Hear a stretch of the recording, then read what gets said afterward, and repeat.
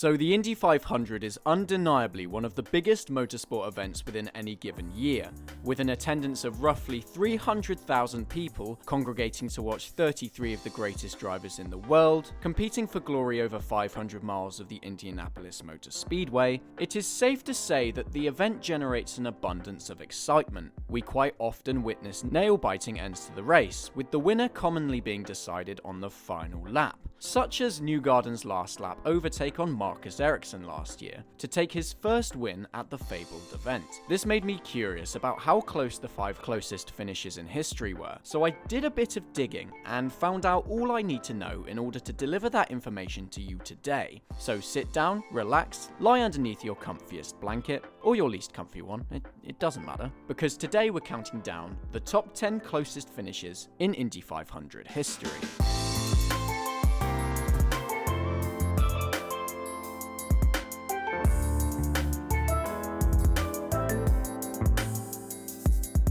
Just a quick note then before we get into the top 5.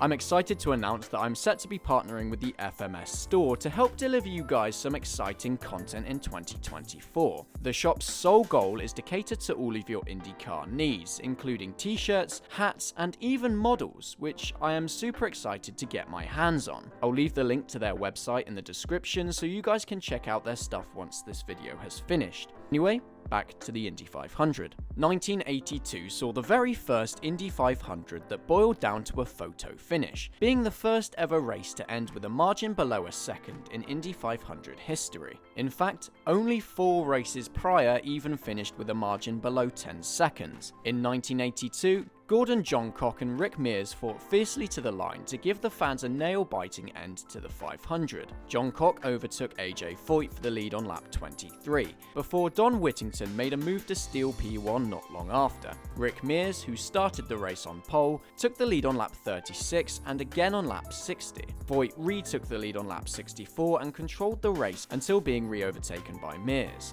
Mears and Johncock fought hard until lap 142, when Tom Snever took the lead until lap 154, being the only time that another driver would lead for the remainder of the race. Mears regained the lead on lap 155 until Johncock made an overtake for P1 on lap 160. The two were inseparable for the remainder of the race, with Mears struggling to regain the lead, placing second, just 0.16 seconds behind Johncock at the line, making this the closest finish to an Indy 500 that the spectators had ever witnessed. Before we get to number 4, I'd just like to quickly mention that if you're enjoying my videos, please make sure to subscribe because I'm trying to get to the big 20k.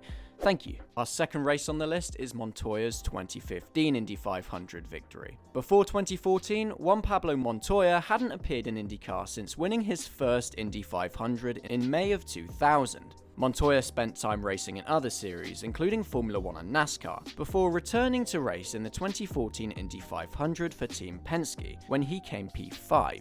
2015 would prove to be different, however. Scott Dixon controlled the majority of the race in his bid to win the IndyCar Championship and claim his second title. He qualified on pole and led 84 laps, but couldn't clench P1 at the line when it mattered. Montoya and Will Power gave Dixon a good run for his money throughout the race, overtaking Scott Dixon on lap 187. Will Power would lead consistently until lap 197, until he was overtaken by his teammate Juan Pablo Montoya. Despite a close battle between the two, Montoya held on to beat Power to the line by 0.1046 seconds, after an epic battle in the last 10 laps. Our next race on the list is the 2023 Indy 500, literally just last year. I'm not going to waste too much time on this one because it's probably living fresh in our memories pretty well, but to summarize, due to late drama and late crashes, we got to see a last lap battle between Joseph Newgarden and Marcus Ericsson. It would be Joseph Newgarden who managed to steal P1 before the last corner, sneaking ahead of the number 8 Chip Ganassi. Managed to hold on towards the line, winning by just a margin of 0.0974 seconds, rounding off what had been a pretty eventful Indy 500 up until that point.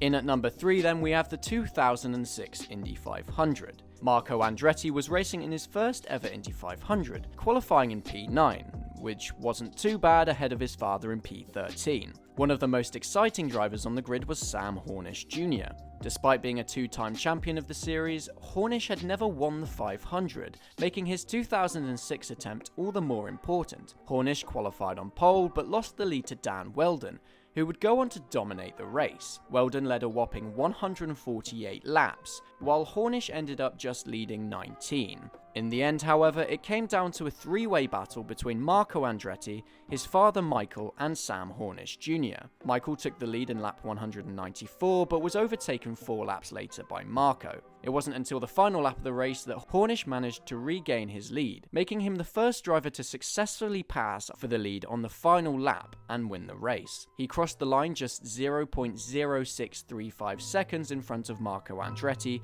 to take one of the closest Indy 500 wins in history. In at number 2, we have the 2014 Indy 500. Coming into the race, no American had won the Indy 500 since 2006, but this was likely to change upon inspecting the field in 2014. Ed Carpenter secured P1 in qualifying, with Ryan Hunter-Reay and Marco Andretti also looking strong. Hunter-Reay set a new lap record halfway through the race, averaging 211.871 miles per hour, and ended up being in a promising position despite starting the race in 11th. Due to a late red flag, we ended up having a 6-lap sprint to bring the race to a close, which provided some great racing for spectators and fans around the world. Helio Castroneves took the lead on lap 196, but Hunter-Reay snatched this position back 1 lap later and fended off a charge from Castroneves, beating him to the line by 0.06 seconds. This was a phenomenal way to end what had been an eventful race, providing the IndyCar community with great racing that we all watched the series to experience. And finally, in at number 1, we have the 1992 Indy 500, the closest Indy 500 finish of all time. The Unser name is a historic name in IndyCar, with Al Unser winning the 500 4 times and Bobby Unser winning 3 times. However, it would be Al's son, Al Unser Jr., who had the chance to increase the family's win percentage. The race was utter chaos. There were numerous crashes, including Mario and Jeff Andretti, facing unfortunate early exits. Michael Andretti led the majority of the race after setting a new lap record of the time, being 210.339 miles per hour. But it would be Unser Jr. who managed to seize the lead of the race late on, in a bid to make his family proud. Scott Goodyear wasn't going to make this easy for Unser, however, making a move for the lead with 7 laps remaining. Goodyear started the race in 33rd, which would have made him the first Indy 500 to do a last to first. But Unser Jr. held on to win the race by 0.043 seconds ahead of Goodyear, making the 1992 Indy 500 the closest 500 finish of all time. A month after the race, however, USAC technical director Mike Devin said that the race likely ended even closer at a 0.0331 margin. This list reflects just how close and exciting IndyCar racing has been over the years, with exciting finishes all throughout its history. We had an exciting finish last year, and it's almost certain that we're in for an exciting one in 2024. I hope that you guys found this video entertaining and educational, since I felt it was important to make a list reflecting the most exciting moments within Indy 500 history. If you enjoyed, please remember to leave a like below, comment if there are any more future videos that you guys would like to see, and subscribe to the channel to never miss out on my IndyCar content. Also, please remember to check out the FMS store below. I can confidently say that you won't be disappointed. Anyway, I will see you in the next video. But until then, take care, and thank you very much for watching.